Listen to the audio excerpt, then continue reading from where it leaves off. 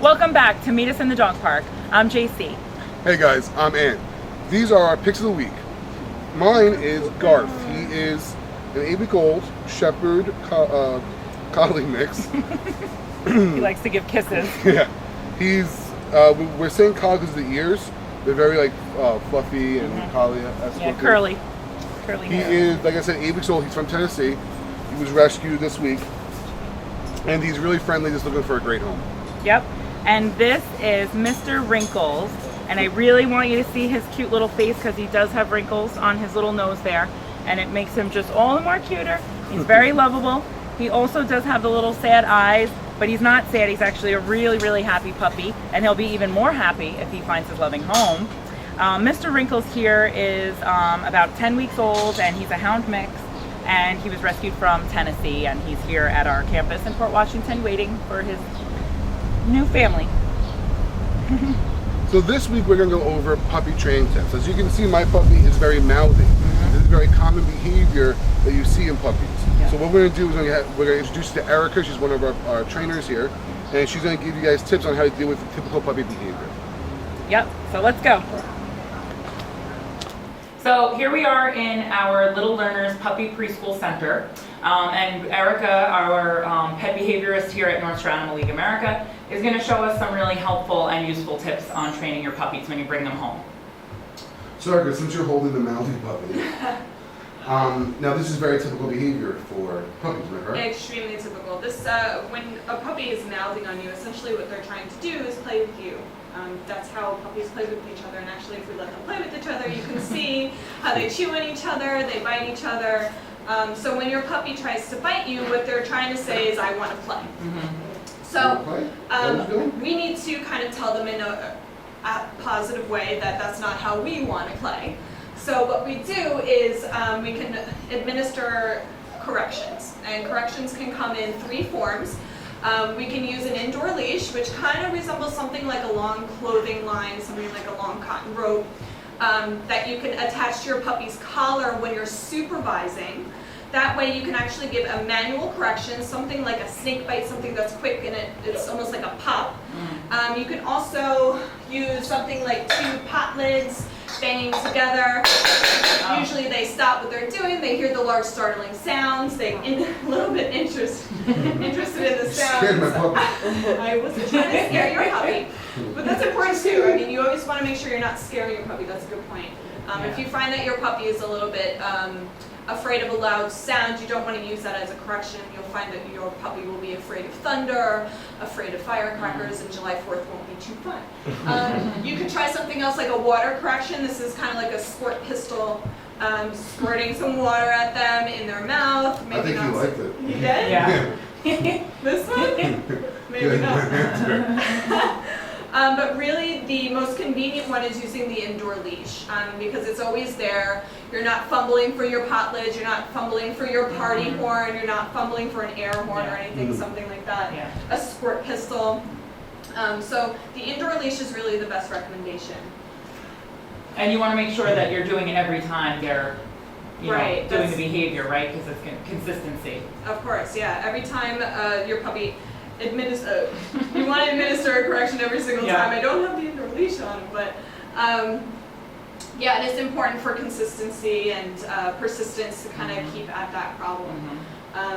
It's also important to kind of channel their energy in a more positive way, giving them appropriate toys like our ball over here, something that makes sounds. There's something in the ball, but it's virtually indestructible. They can't get in the ball to kind of choke on whatever's in here. It's not dangerous. It's very safe. Something like our busy bee over here is a little more destructive, and inside you have your squeaker, which if left unattended and they destroy this. So something like this again is destructible. There's a squeaker in it. If the puppy should be left unattended with a toy like this and they get the squeaker, now you have a potential choking hazard. So this is inappropriate. Inappropriate. Something that's, again, destructible and has something inside that's a choking hazard. So we don't want to use this. A better option is something like a tennis ball. This does squeak. So you still have the squeaky toy, but it's a little more appropriate for playtime. We also have another version of an inappropriate toy. This resembles a shoe, and if you're anything like me, you love have your a lot of those shoes, in your and house. we want to keep them I don't have intact. many of those. No, I wouldn't imagine so. I should hope not. But you know, puppies like to chew on things. It doesn't matter what the value Yeah, is. right. And if we give them toys like this that resemble real life items Yeah. that we'd like to keep, this is going to encourage them to chew on shoes, for example. Yeah. So this is not necessarily the kind of toys that we want to afford our So puppies. anything with a squeaker really is not a great toy. Unless it's something, see, this one is it's a noisemaker essentially. Anything that is kind of, well, virtually indestructible. I say virtually because nothing is indestructible Yeah. when it comes to puppies. But something that's much more, what's the word? Durable? Durable, thank you. Yeah. Something like this or the tennis ball with the squeaker in it. This is a Kong. Kong sells this tennis ball. But again, this is, you know, just like any other stuffed toy that you can rip apart. Now, I'm going to mention one thing. I know with puppies, one of the hardest things to do is to housebreak a puppy. Yes. Or paper train first. Yes. What are some of the tips that you can give people who are going through this? Well, firstly, it's important to remember that your puppies should be vaccinated before we take them outside. If they're not vaccinated, then we're risking them catching a disease like parvo or distemper, really detrimental to their systems. So first and foremost, they should be up to date on vaccinations. From there, crate training is very much recommended. The crate not only for housebreaking purposes, but to kind of confine them when you're unable to supervise them, so they're not getting into things while you're not watching them and missing that opportunity to give them a correction. So that's important. Yeah. Crate is definitely the way to go in this case.